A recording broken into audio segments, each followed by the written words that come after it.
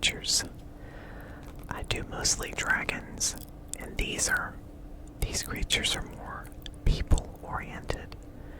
But I thought maybe I could get some good ideas looking through here that I can use for my creatures that I make.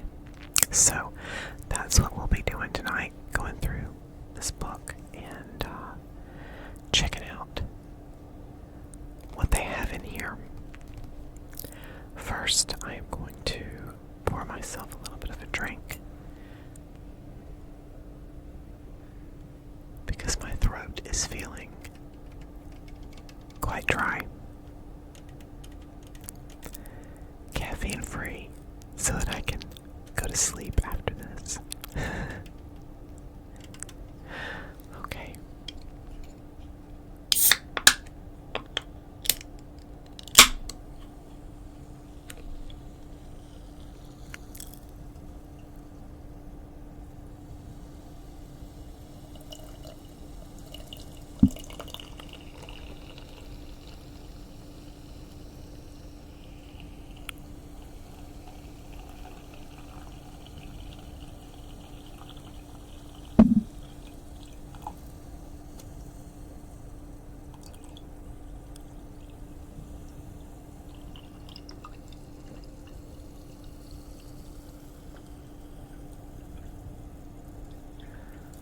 Pretty thirsty.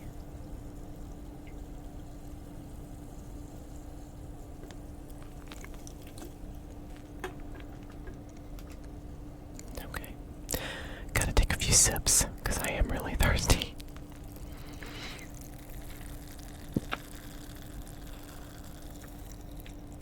Oh, that's good. Had to wet my whistle. Okay, let's get into this book. Fairies, Gnomes, and Trolls Create a Fantasy World in Polymer Clay by Maureen, Carlson. Let's see what we've got here.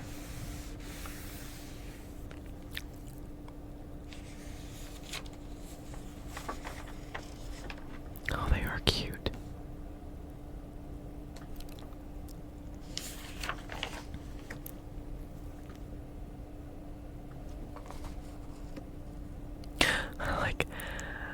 I like the way the author looks. She dresses like she is in a fantasy world. That's very cool.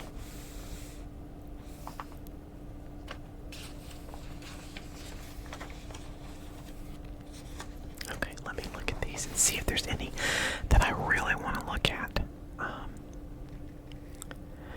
The Secret Door.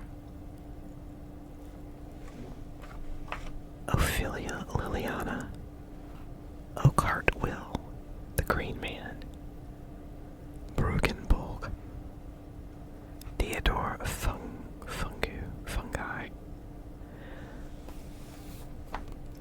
Humboldt the Fourth, The Forever Tree, Olaf the Wise, Annabelle May, Woodpecker Pete. Oh, I see they've got other ones down here too.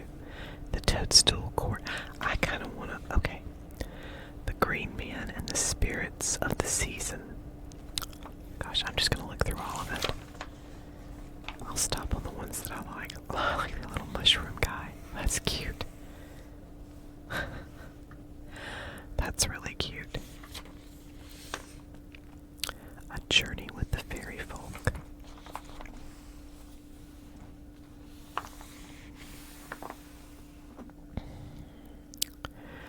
And it just has a lot of some information about clay, like polymer clay safety,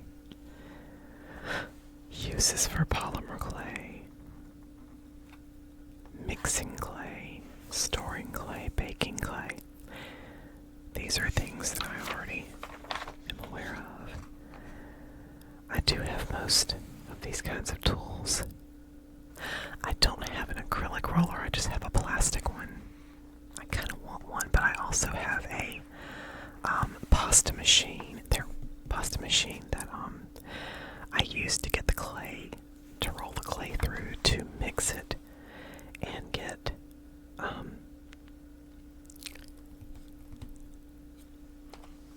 a uniform layer of it. A uniform layer, if I'm doing it that way, if I'm covering something with it. A clay dedicated toaster oven, that's what I've got. I actually got a large one. I think it's a Hamilton Beach, but it's completely dedicated just to my clay projects. And I do have an oven thermometer in there as well. Okay, it just tells you all the blades you'll need and brushes and aluminum foil for making armatures. I probably need to read a book on armature making, because my armatures are just I just roll a piece of foil and cover it in clay without shaping it or anything.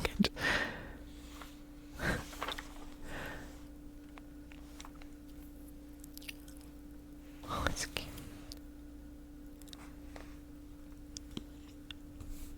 Oh, I see. Success starts with the pattern. Huh. Okay. Sculpting basics for everyone. The ball, the teardrop, sharp pins.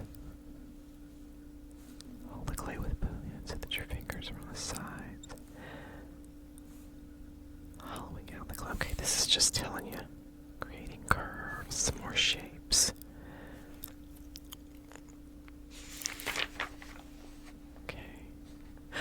Bringing characters to life. Shaping clay and working with faces. I see, okay. I really have never worked to make a face, a human face, or a human-ish face. Oh, pre-bake some of the clay parts, such as eyeballs and teeth. Once baked, these pieces will retain their shape as you add. Blend and smooth the clay around them. Characters may also be baked in stages. Bake carefully, as some brands of clay will scorch or darken with repeated baking. That is I never thought. I do pre-bake some of my dragons to get them, to get the clay where it's harder, so that I can add pieces to it without messing up the shape that I've already got. But this, doing the teeth and eyeballs, I usually paint eyeballs from glass cabochons, but I'm not worried about eyeballs. But teeth, that's a really good idea. I could make sharp teeth for some of my dragons and it won't mess up. I didn't think about that. And just poke it into the clay and put some liquid Sculpey on it. That is brilliant. And I feel stupid that I've never thought of it. Really stupid. Okay. Oh, and it shows you how to make boots and feet. That's cool, because I kind of want to do a little dragon with boots. Like, I kind of wanted to do a little dragon from the rain, like wearing rain boots. Alright, sculpting the face. Okay. World of the Fairy Folk.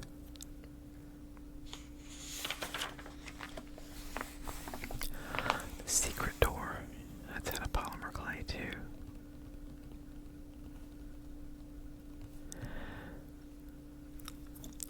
I like that. I keep saying I need to make it. I made a video that I haven't posted yet with me making a dragon that is like curled around the edge of a pen, but my cats, rotten beasts, got up onto the table where my oven is and rubbed against the knob and turned the oven temperature up, so the dragon burned. So it didn't, yeah. Man, I was not happy about that. But that's what I get for leaving the cats alone in a room with an oven, I guess. I oven, and then I went to go work out, play Beat Saber. That's my workout. And yeah, when I came back, I smelled something. I'm like, what is that smell? And it was a burnt up dragon. Poor baby. So I had to throw it away. The Fairy Sprite. Oh, I like the way her shoes or toes curl up like that. That's cute. That's cute. I wonder if I could do that with a dragon. Maybe I should make a fairy dragon and do something like this with the toes curl, because that's easy to do, but I'd have to do, of course, the leg would have to be a lot bigger. The leg and the foot would have to be bigger for a dragon, because I'd want it to stand on its own. Oh, and it's showing you how to make the wings. I have a different way of making the wings, though. But I guess this would... What is this? Translucent clay. I wonder, I could do a fairy dragon and have translucent clay wings dyed with alcohol inks. I bet that would look really good. And do the wings a different, the regular shape that I normally do them, but dye them with alcohol ink and make them translucent. That might be really cool. Supporting the arms. Uplifted arms may sag in the oven. Oh yeah, I do that. Okay, well, let's see how she does it. Insert a wire through the shoulders. Cut the wire long enough to go from elbow to elbow, or from elbow to opposite shoulder if only one arm is raised. Insert the wires and bake the body first, and then bend the wires to the correct angle and add the arms over the wire. Make sure you support the lower half of the arm during baking. Oh, I see what she's saying. Okay, you cut the wire long enough to go through the body, and then you can put the arms on, and like if you want one lifted, you can support it with like a foil and parchment, or foil and I think you can use like batting to do it.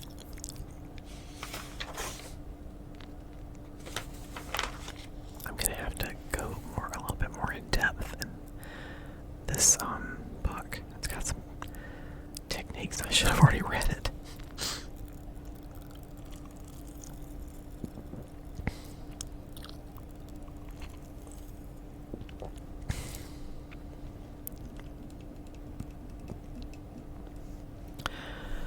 Oh, Cartwheel, the spirit of the trees.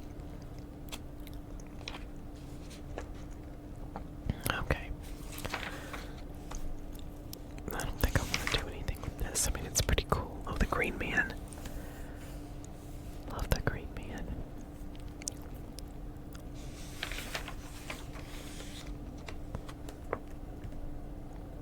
So they've got you doing... They've got it as a foil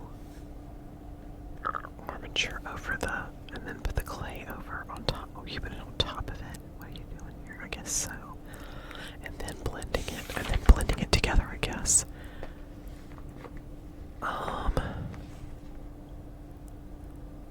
Okay, well, I don't want to do this, so I'm not going to look at this one. Although it is pretty. Okay. Oh, I like this guy. Brugenborg. I'm probably not saying that right, but I like the way I'm saying it. Brugenborg.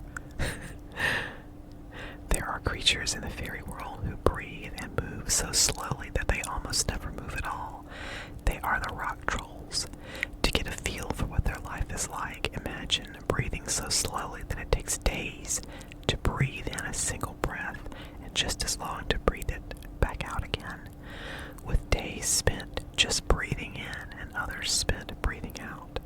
There isn't a lot that happens in the life of a rock troll, but it happens nonetheless.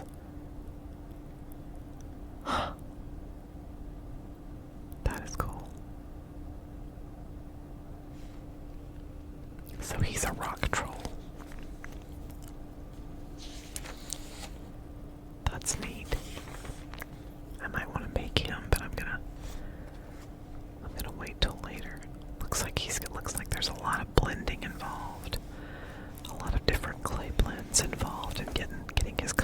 which makes sense. I mean, antique the clay with a watery dark gray, green, or brown acrylic paint. Use a dry brush and sponge to add highlights of color to the rock, blending the edges of the paint. Remove excess paint with a paper towel. I might wanna make that guy. He's kinda cute. I like this little mushroom dude too. Theodore fungi, the toadstool gnome. That's cute. The fairy folk, being mischievous and slightly mysterious, love to hide. They hide from each other, but also from the human folk who pass their way.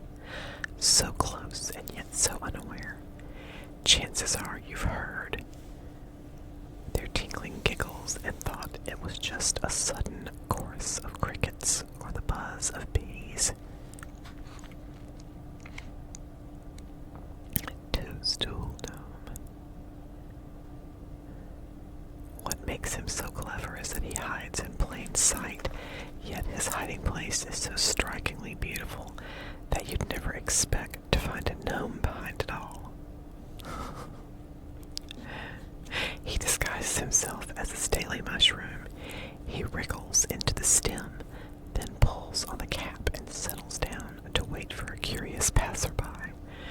When someone bends down to get a closer view, he looks them in the eye and laughs before he disappears from sight. Now that you know his trick, you'll have to walk more slowly and look more closely next time you spy a fairy ring. And remember to never again step on a mushroom without first bending over to see what might be hiding there. Good advice.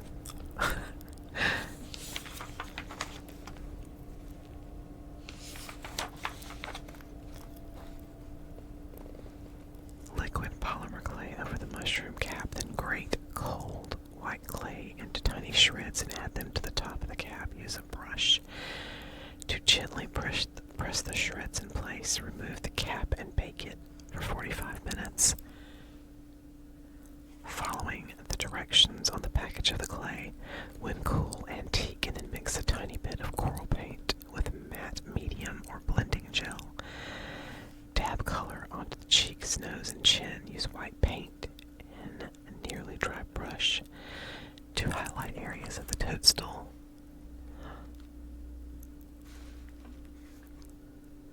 He might be more fun to put on the end of my pen than a dragon. I might do that.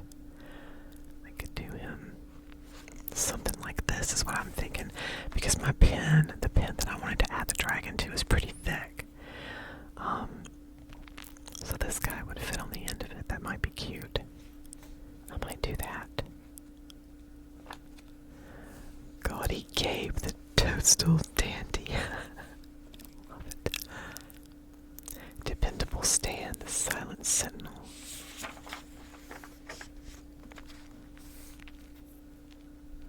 Another troll. Okay, this one I'm not gonna do this. I'm just gonna go through it. Heliotrope, a troll of extraordinary beauty. His fingernails. Right now, all I want to do is go bake some teeth and put them in a dragon. Oh, I like the forever tree.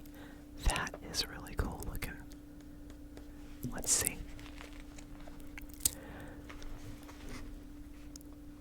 The tree spirits.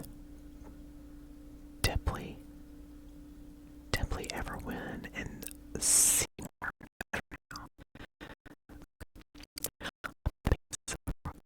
Within the heart of the faithful land, there grows a wise old tree, known as the Armature tree. Legend says they will continue to grow as long as there is one soul in the world who can hear its voice, or voices to be exact, for this is a magical twin tree. A pair of trees that grew so close together that the trunks merged and became one. Between the trees, where their bodies have merged, are holes and crevices where visitors may tuck their wishes, questions, and dreams. dreams. Attending to these requests on one side of the tree is Deeply Everwin, a tree spirit who knows all about the dreaming of dreams and the making of plans. On the other side of the tree is Seymour Evernow, who gives advice on how to live fully in the here and now. Together, these tree spirits work their magic on visitors so that both the future and the present can be fully lived.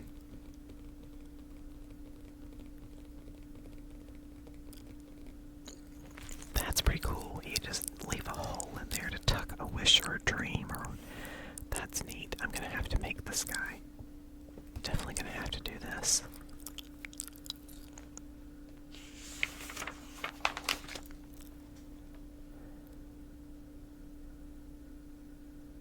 I'm gonna have to do some wire and full, it looks like. That's okay though. This is, at least there's instructions on how to do everything. It's cool. A home for the fairy. That's cute too. I guess you add a door and vines. Let's see.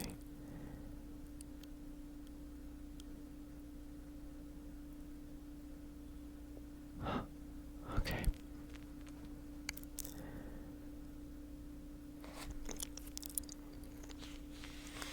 So I guess you're adding a door to the tree fairy that you make. Okay. Olaf the Wise, a gnome of uncommon wisdom.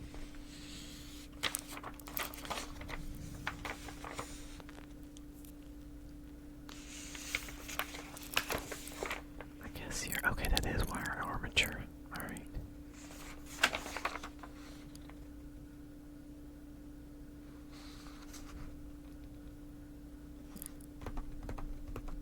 This is good. I have a problem.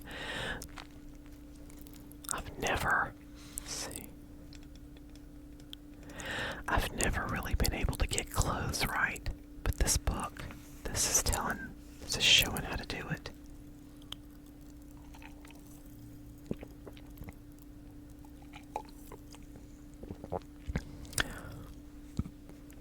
Well, imagine that. You can learn from books.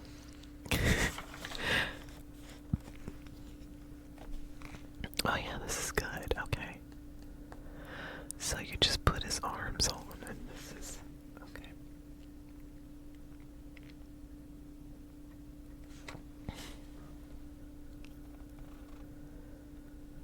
That's cute.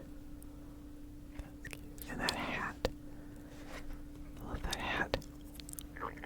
The difference is on top with a quick stretch, twist, and bend. Olaf's pointed gnome hat turns into a hat fit for an elf.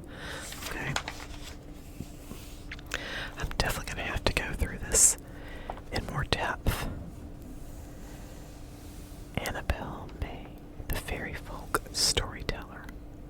Should I read about her too? Let's see.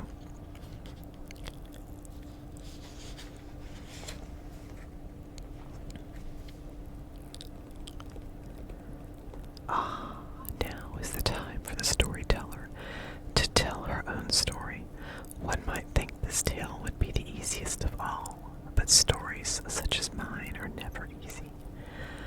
Tucked under the gnarled roots of an ancient oak tree is a tiny, moss-covered cottage. Over the door hangs a sign that says, "The Storyteller." If you were to peek through one of the curtained windows, you might even see the storyteller, whose name is Annabelle May, sitting at her kitchen table. It is not certain if she is an elf, a gnome, or a sweet-faced troll. What is certain is that she is a teller of tales, a weaver of words, and a keeper of memories. This you can tell by the concentration with which she writes in the thick journal that is propped open in front of her, and by the piles of scrapbooks, notebooks, and papers that fill every nook of the room. Rumor has it that she also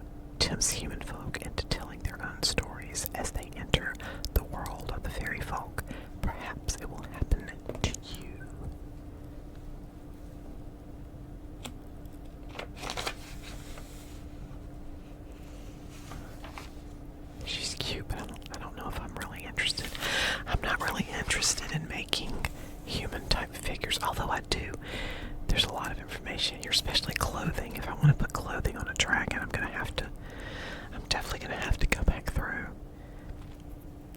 and read this and look at how she makes the hats and the hair and all that. I struggle with some of those things. Oh, sweet William the Flower Baby. He's kind of creepy. He kind of is. I think he is. Okay, we gotta get rid of Sweet William. Oh my god. No. Creepy, creepy. Creepy, creepy.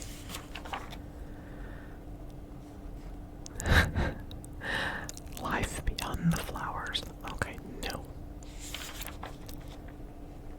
Phoebe Lou, the playful fairy. She's kind of cute.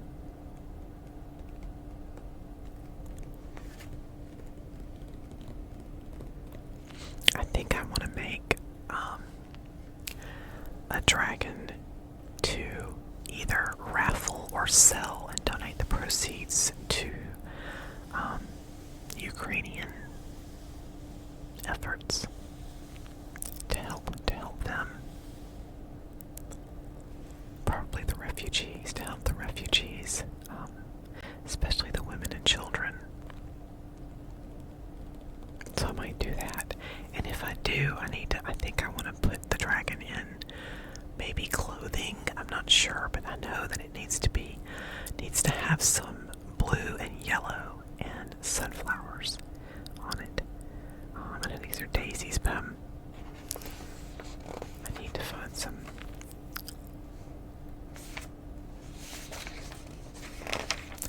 sunflower. Oh, I gotta make some sunflowers with. Was hoping this would. Oh, this is cool. Making this dress. You cut the pieces out and put them on there and blend them in. That's neat. In blue, maybe I could make a male and female dragon. But put blue, some sort of blue jacket. Put this in yellow, like a yellow dress on the lady dragon, and then a blue coat or something, like cloak or something, on the male dragon. And then sunflowers on there.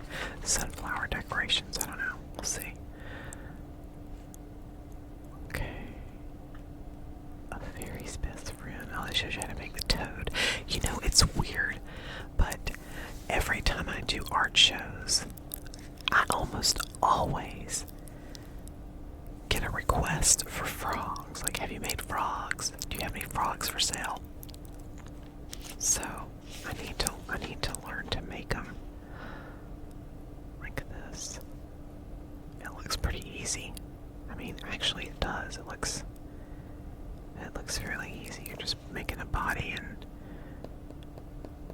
I guess they paint the eyes on there, but I would probably put some sort of cabochon in there for the eyes. It's cute though.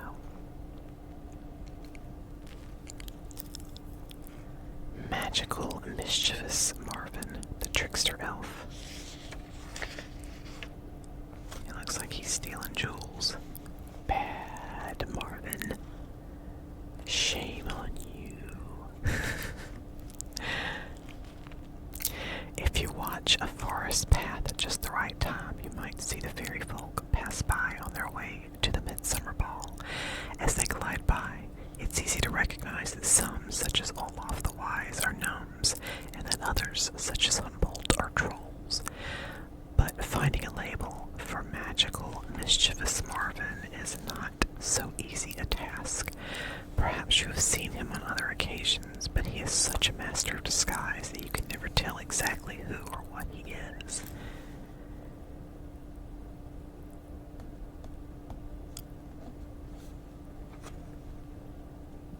So I guess he just disguises himself to get around. He's an actor, basically. This is the trickster actor elf. And again, this is good. I love this, showing how to make and put the clothes on. This is great. Gosh. Because I really have struggled with trying to get clothing like on a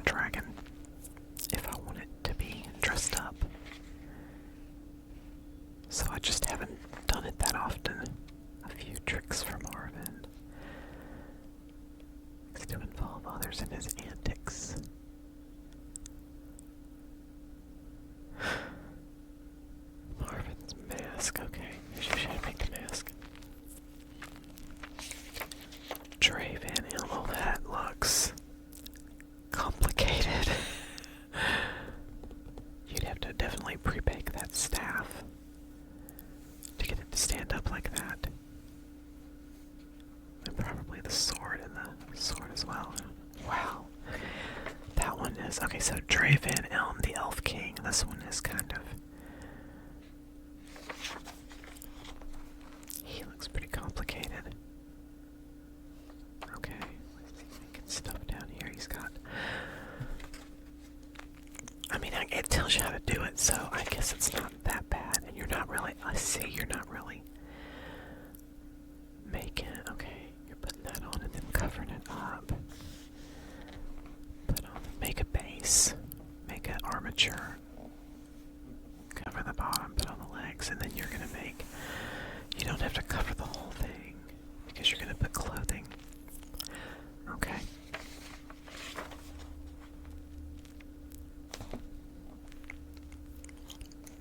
But he could be a wizard.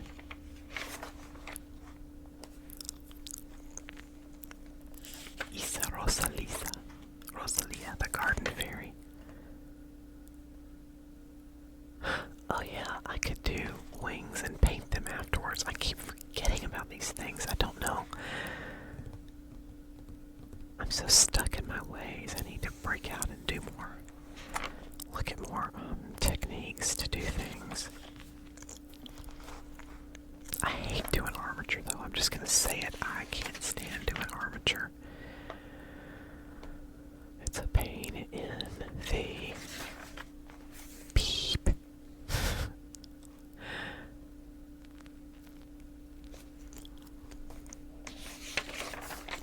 Okay. Sweet Pea Marie. That's cute. Oh, and then she's got patterns back here. That's pretty cool.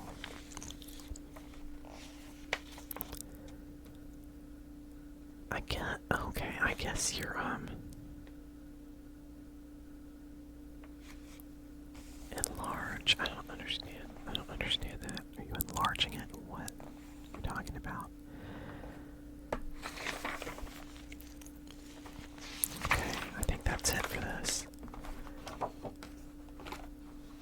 I've got another book that I think I want to look at. Hold on a second. Don't want to go through that one.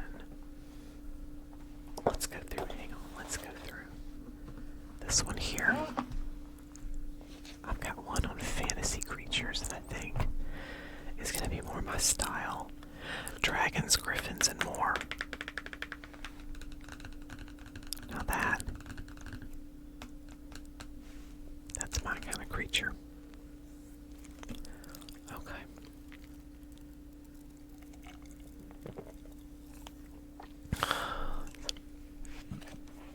Let's see if I want to...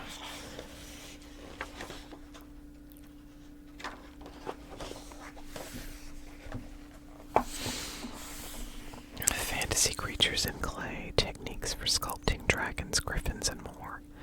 This is probably going to have a lot about armature because these guys look like they really need.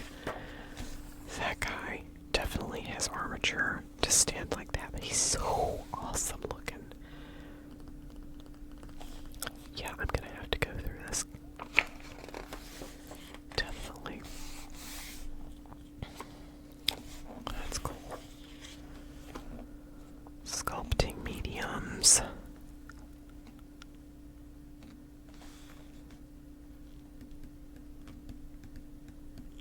I use polymer clay. This is talking about other clays as well, though, that you can use, but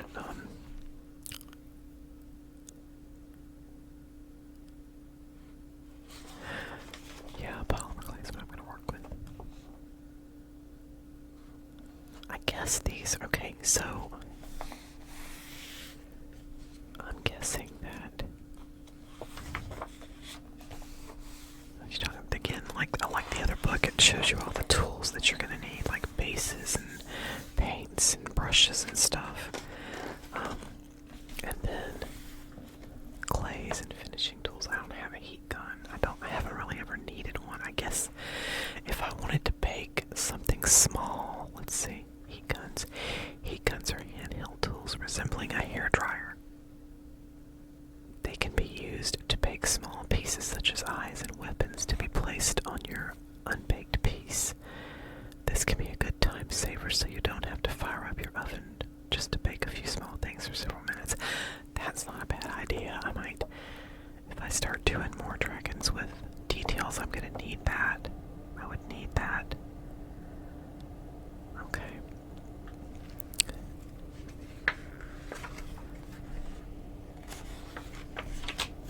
Armatures. Lord have mercy, look at that one. Good grief. That's a lot of work. That's a lot of work.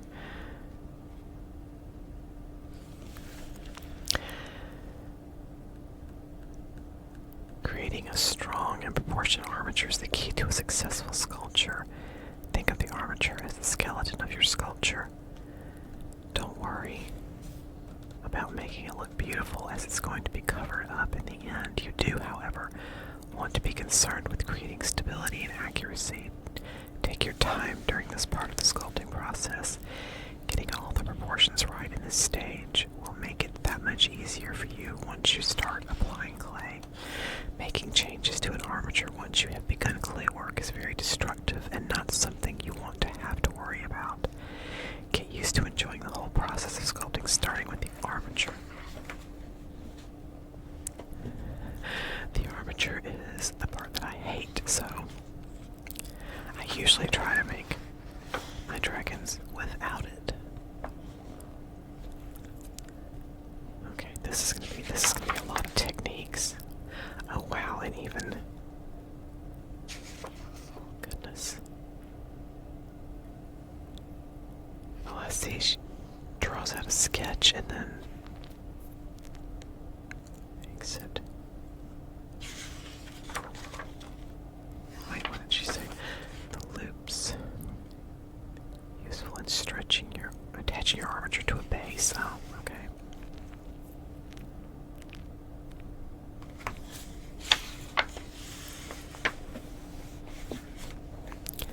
Adding wings to an armature. Oh, now see that. That is still a lot of work. I'm sorry, but it is. Because I've made them. I mean, I guess if you want to have it posed, like spread out wings, that kind of thing, that would be. You would have to do that, but I haven't done any like that. Mine are pretty simple.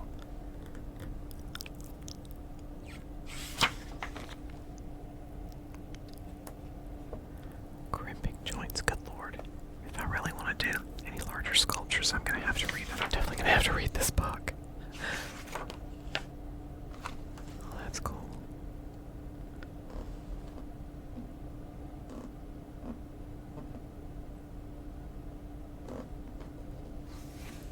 So they tell you she tells you you can use glue to keep the foil pieces in place if you're having trouble with them.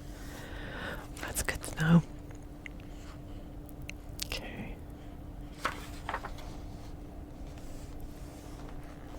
Wire mesh. I don't have any of that, but I probably, if I'm gonna do, oh, that is a pretty good armature looking, pretty good looking armature there. Okay. So then you're attaching wings to it. How do you attach them? Create the next segment. Okay, let's read. Sharpie pen, trace out the first membrane segment. Be sure to include some excess so you can wrap the mesh around the main. Okay, I see. Carefully cut out the segment. Be careful as the edges are sharp. You want to use some masking tape along the edges to ensure stability. Place the membrane segment into position on the wing. Wrap the edges along the armature, securing them into place. Okay, I see. You're doing it. Are you doing it? I guess you're doing each segment differently.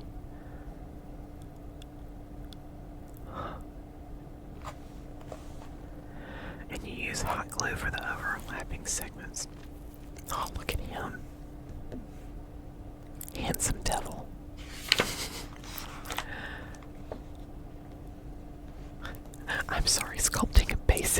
arms. This is so not basic. This is so not basic, lady.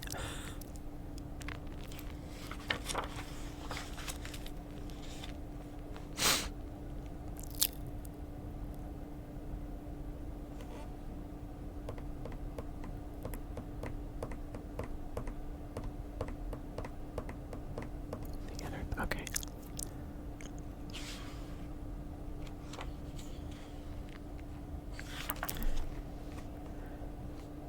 What does she do? Okay, she puts it all on and doesn't blend it in as she goes, because it's you can still see everything that's been attached. Okay. Think of the wings. Okay, I need to look. I want to see how she blends. Smoothing methods. Here we go. Let's see. Smooth out the major imperfections in the clay, all these cracks and bumps.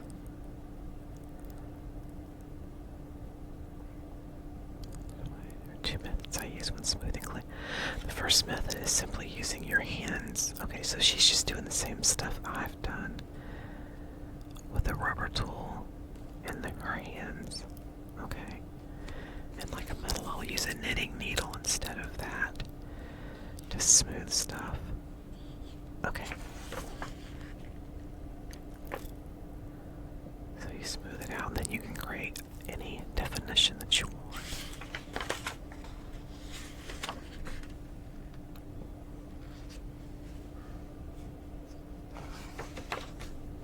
Good God, she goes into major depth, rib cage, and goodness.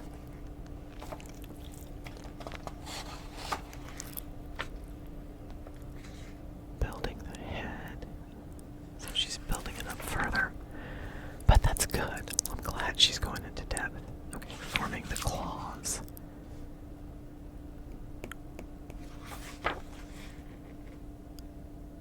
I can do that. That's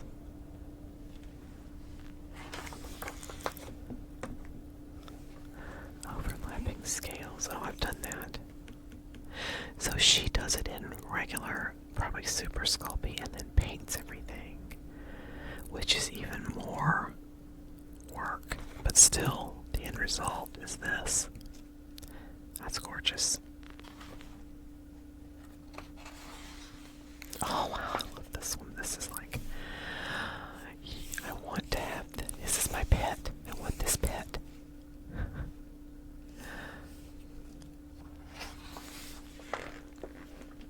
Oh wow, that is really awesome. I want to make this so bad, but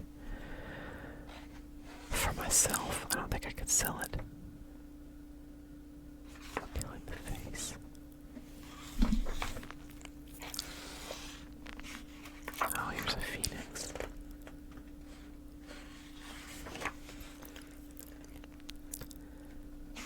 Horse. Okay. Dragon. She's got, okay. Demonstrations on how to do that. Oh, that's cool. Oh, a spiral horn. I've done that before. That's detailing.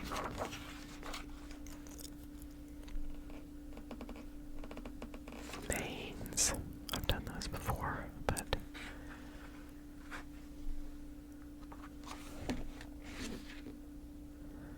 metal detail tool drawing, some fine hair detail. This is, I mean, I know most of these techniques, but it's good to see somebody else and the kind of tools that they use, because it looks like it might be easier with some of these tools that I don't have. Man, that's a lot of scales. Feathers.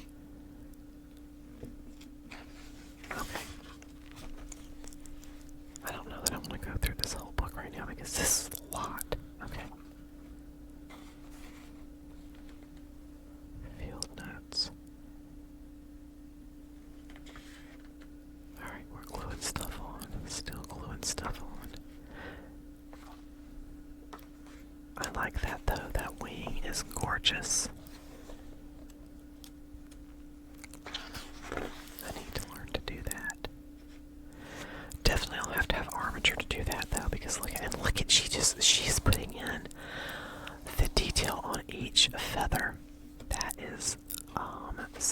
painstaking work right there.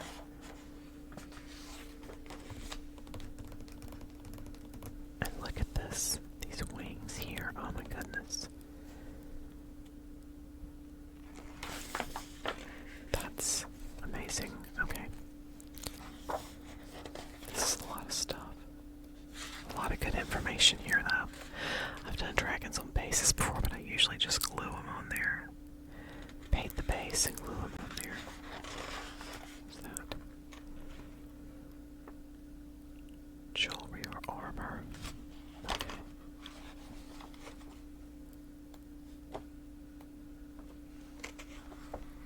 This is a lot of... okay. Geometric man-made base. Oh, that's kind of cool. Okay. Let's see what else we got here.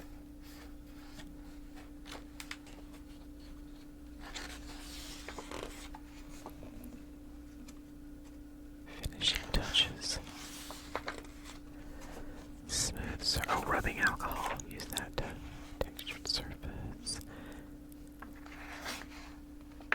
Baking the sculpture. I wonder if she put she looks like she just put it in a baking dish. I do have a dish dedicated to my clay stuff, but I usually put like a foil tin. I guess you can't do it with that guy because he's like humongous. Oh, and she sands hers. That's even more. This is a lot of work. I would have to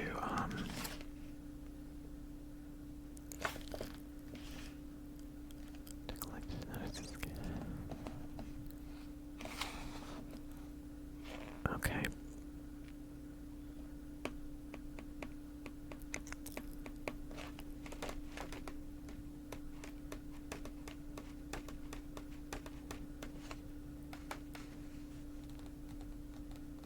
Okay, this is just, oh, and she uses, spray primer. So she puts a primer on the sculpture and then paints it. Painting and finishing touches. Oh, that's cool too. Look at that guy. Painting a sculpture is much different from painting a two-dimensional image. Not only do you have surface quality to worry about, you also have to make sure it looks good from multiple angles. In order to keep consistency in the paint job, I always paint the whole sculpture in stages versus painting the leg full, finished, moving on to the head and finishing it, etc. In other words, I paint in the same fashion that I sculpt, and I always use 100% acrylics. Okay.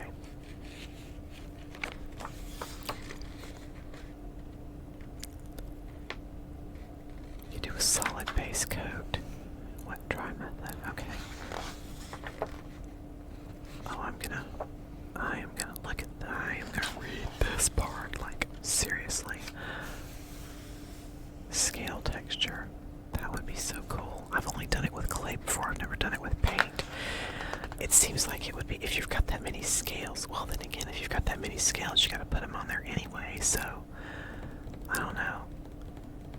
I guess it would be easier or more consistent to paint it rather than mixing clay up and, I don't know. Using washes to create shadows. That is cool.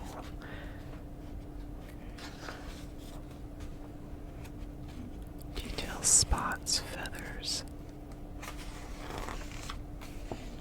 Eyes. I don't usually paint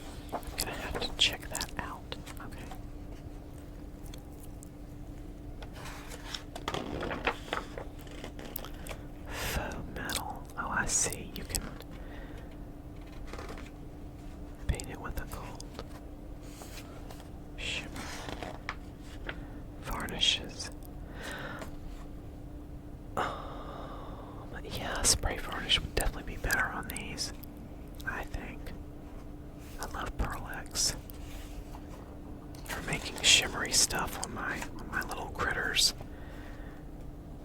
These are really detailed and awesome though. Okay, and that's it for this one.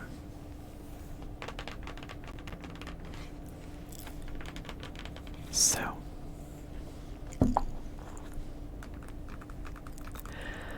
I think that's gonna be it. I hope that you enjoyed this video.